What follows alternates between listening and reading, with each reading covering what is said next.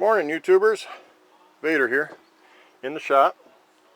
Well, I'm working on my clutch assembly, and obviously I got the bike apart again, but I'm on call and I planned on it anyways because this is part of that clanging problem. And I wanted to show the rig I have to take the nut off, and I've got a 46 millimeter impact socket there, and I've already loosened it. What I did was I took a C-clamp and put C-clamp on here, for now, for the time I need it to just to get the nut to turn. Then I made up this little jig here, welded me a couple heavy-duty washers on a threaded rod, and a huge that's a huge metal pipe clamp, a couple of nuts for spacer so I can still get to it. And as you can see, she's loose because I got pressure on it. And when I take the nut off,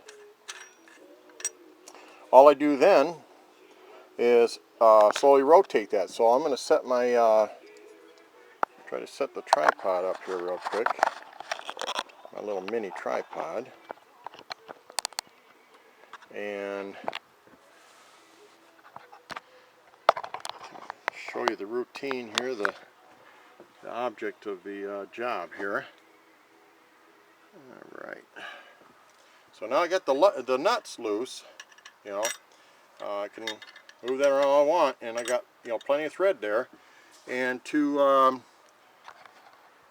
show how far I need to have that down when I recompress it, I've got let me see here, let me set this down for a second. I've got I don't know if you can see that or not.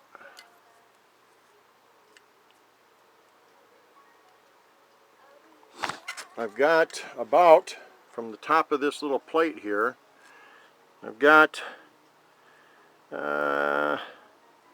looks like about 14/64 on there. And in fact, I want to make a quick note about that.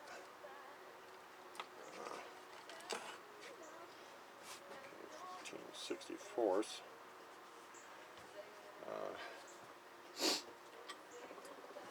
And then all I'll do now is basically just loosen this, and it'll start bringing it up. As you can see, I'll keep my hand out of the way here, and it'll probably let go a little bit. Nothing keeping it in center. And then when I go to compress it again, I'll just do the opposite. It's actually not going anywhere. Now I know there's ways to do it. People step on it with their feet and hit the impact and then loosen the nut, but then they let the spring go. But the problem is, they never show how to get it back. So I will show that, because I am replacing my clutch pack here, the assembly, carrier assembly. I bought a new one, and well, that worked sweet. That worked perfectly. So my little rigged tool worked like it was supposed to. Let me grab the new clutch assembly and I'll show you. And the reason why I bought it was because there's a rubber dampener in these, and this is the new one. Brand new. New shoes. I mean, totally brand new. Everything is golden here. New springs, even though I bought a set of springs. New springs and everything. So I've got a brand new clutch assembly, and I got a pretty good deal on it. I got 100 for $180, and if nothing else, it's a peace of mind. But I'll show you why I did it. One of the biggest reasons was you can't see them real well. Let me get my little light here. Inside here is a little rubber, they call it a rubber dampener. And that little dampener is supposedly causing me my problems. Well, the object here is, the guy had posted that what he did was, he took the dampeners off, because Yamaha doesn't sell them. You want to buy the dampeners, because they apparently do wear after 5,800 miles. The dampeners are not replaceable per Yamaha, and let me tell you, I had a fit with them, like NT8 with the BMW. You know, it's just, you got a wearable part, and you don't replace. You don't have. I mean, he's got replacement parts. This part here, the only way to replace that dampener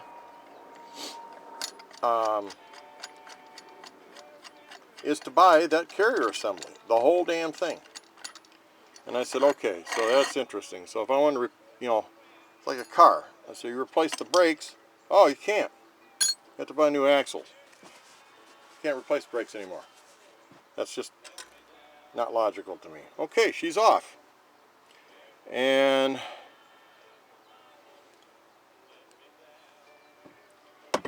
this is the spring. It's in the clutch here, and she's on there a little snug.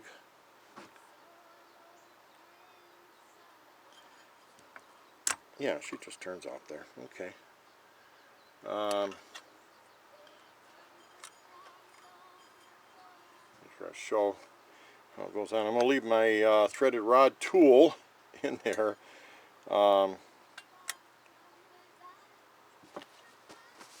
I got to find out. I'm not sure if there's supposed to be grease on that. I don't know. I have to find that out.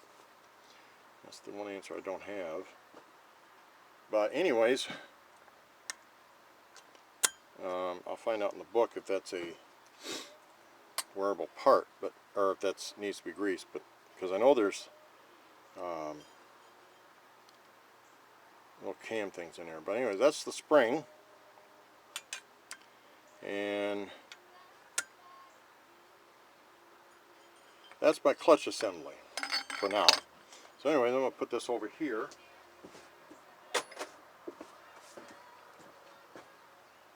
So my little jig that I made worked like a champ. Worked like it was supposed to. I'm happy. So, anyways, to get to those, this is mine, and looks like that one. I'm not sure if that one's missing or not. Well, anyways, I got to take these little Jesus clips off. And everybody knows why they call them Jesus clips. They're called C-clip, is what they're called. But everybody knows why they call them a Jesus clip, because they go flying, and you're like, oh, Jesus, where'd it go? So, anyhow, let's you see that, what I'm doing here?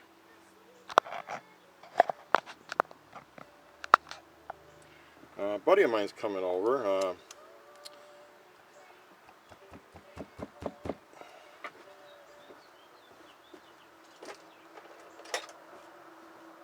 The bear hammer.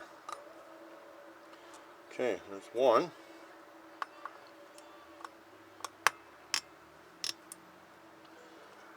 Okay.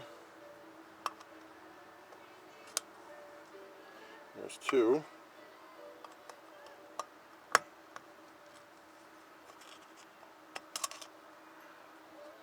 And again, this is on a 2008 Yamaha Majesty. Alright, that's how that comes apart there. Okay. I don't know if it matters, but I'm going to put a mark on here. That was the top. So I'll know that was the top. So look for the mark. The mark goes on top. I don't know again if it matters, but now because these springs are engaged, are on here. I seen a trick on the internet, and I'm going to try give it a try and see how it works. Some guy had a way to do these, and basically what he did was he jammed this.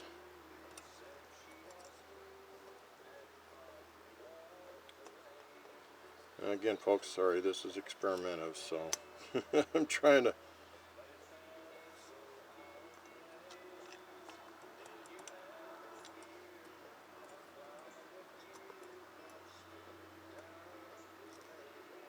Yeah. All right, that didn't work. Well, let me grab my trusty needle nose and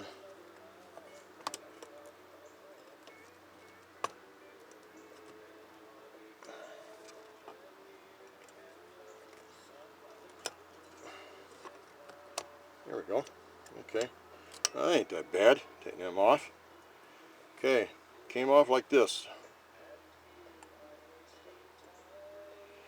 And I pulled on the pointed end of the shoe. I pulled this part of it off. So, and that should theoretically release this. Yep. Alright, now, I've released the shoe. And sure as hell, look at that. That rubber thing is distorted. And it comes off just like that. This is supposedly the freaking culprit that causes my damn shoe slap. It's got a little, it's like a rubber, it's like rubber wrapped around something, like a sleeve, or bushing I mean, and it sits like this, and that's actually oblonged. It's oblonged, and the way the shoe works is it runs on that, okay, just like that. And if they're maybe sticking a little, because that's oblong, it's not fitting in there right, well, I'm going to try to be the machinist that I'm not. Gotta learn sometime, apparently, or eventually, or whatever. And this trick didn't work. It's great for little mini ones, but that's okay. Found another way to do it. So anyways, let me release this one here. Again, releasing the spring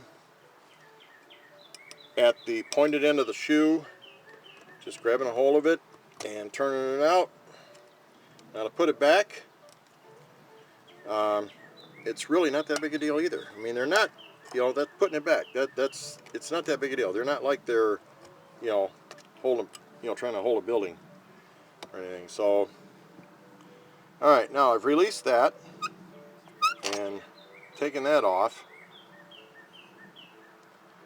and she went on.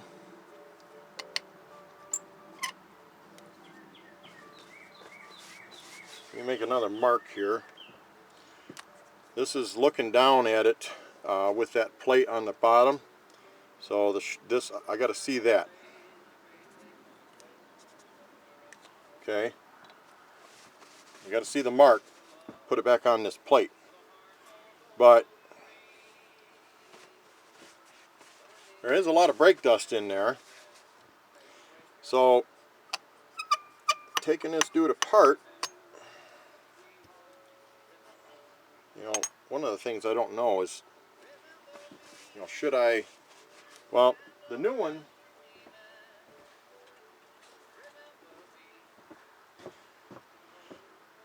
the new one isn't greased, and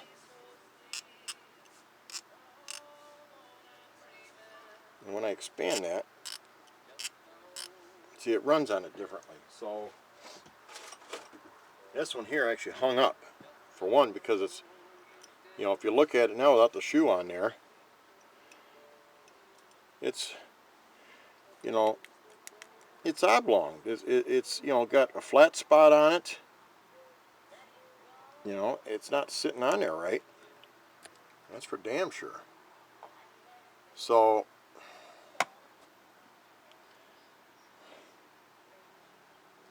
that could have been, you know, part of the problem, I think, you know. You know, even just without the spring on there, that thing fits really. It actually won't go back down.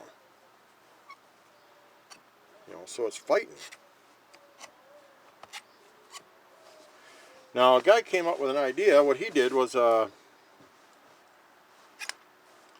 he said, make a brass, change this to brass, the whole damn thing. Well, that's what I'm going to do. And I'm going to make this out of brass. I'm going to change this from rubber to brass. It's got to be a sloppy fit, and it's also got to be let me take this back off again. It's also got to be a sloppy fit on here, you know, so it can spin. But I won't have to worry about it going oblong, that's for damn sure, you know. It just won't do it. So, you know, there's a little boss right there from this side here. And, you know, that, the recessed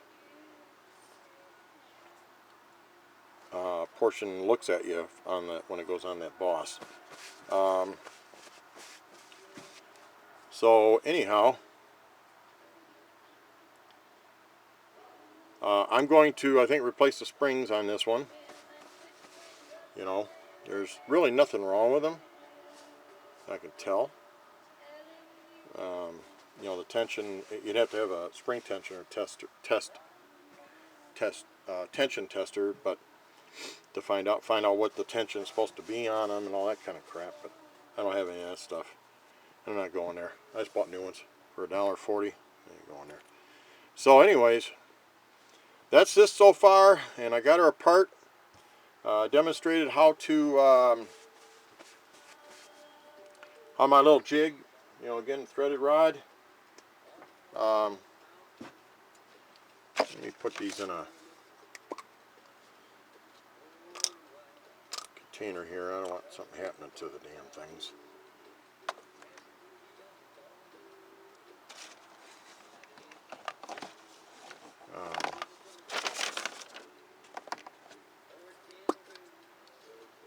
Jesus clips in there. So she's apart, and that's my culprit. But anyways, bring the clutch back over, the clutch assembly back over.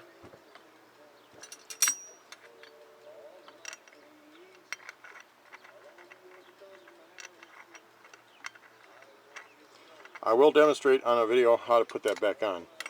I want to mark on this real quick. This is the top.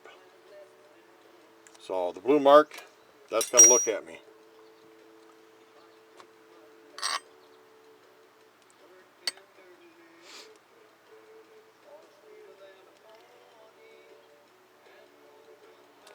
Okay.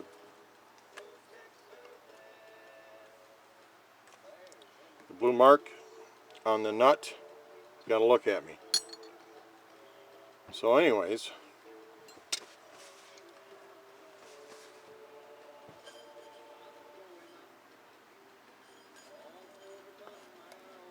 yeah, see, this is how that comes apart.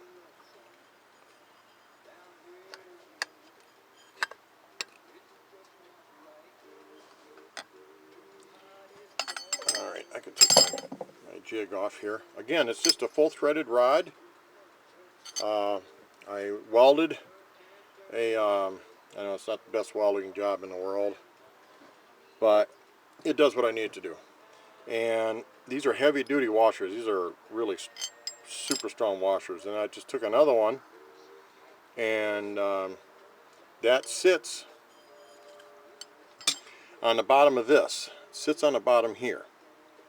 The reason for that is that so it don't go through, you know.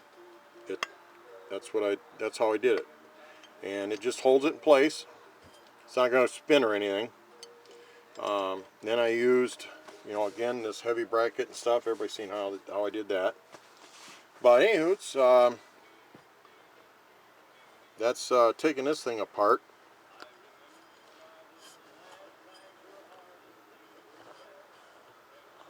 Alright, it does move. It does. I don't know if I ought to put grease on there or not.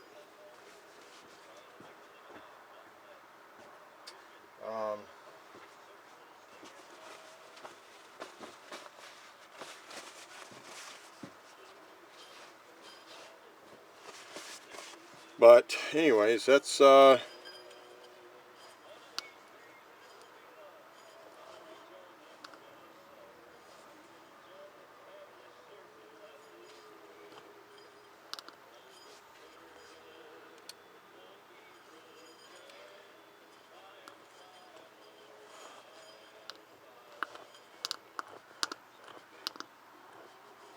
there's apparently there's a little cam. I know there's cams in here, and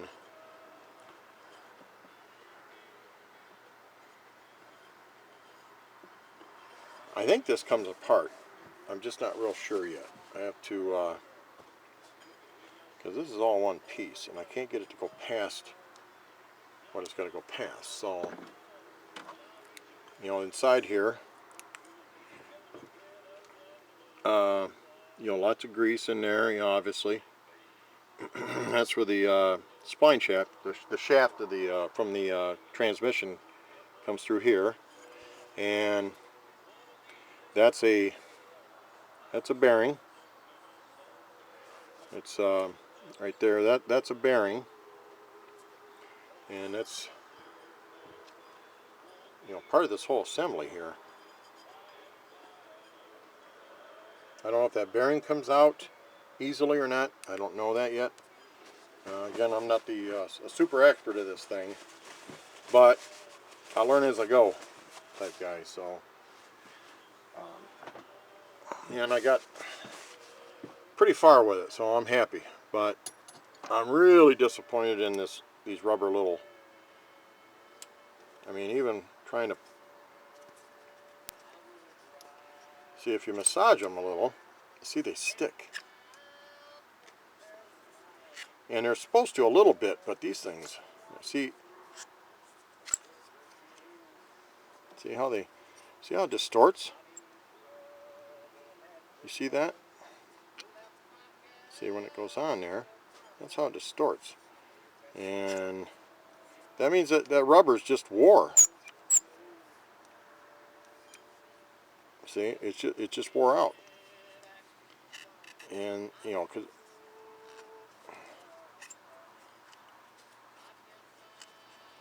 it's better now, getting better a little bit, but doesn't matter. Because on the back side, there's a channel that it goes through right there. And, you know, it just goes back and forth in this channel right here. You know, just kind of, this is the seat, this is the resting place of it. But, you know, as you can tell, it's a snug fit, and it's got, I guess it's supposed to, so you don't, so it, you know,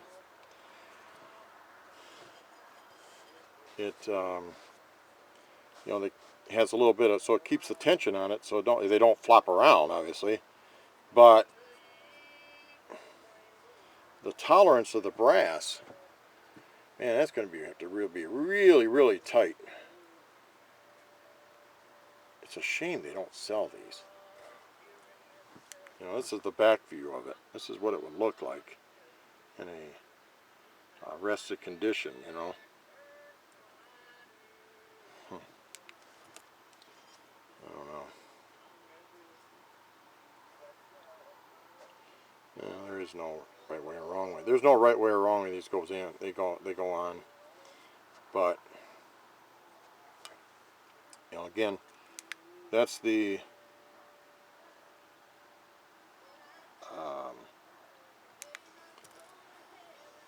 so anyways, okay, well, I'm going to cut this off. It's a little longer video than I wanted, but there was a little more detail that I wanted to get into. So anyhow, that's it's all apart.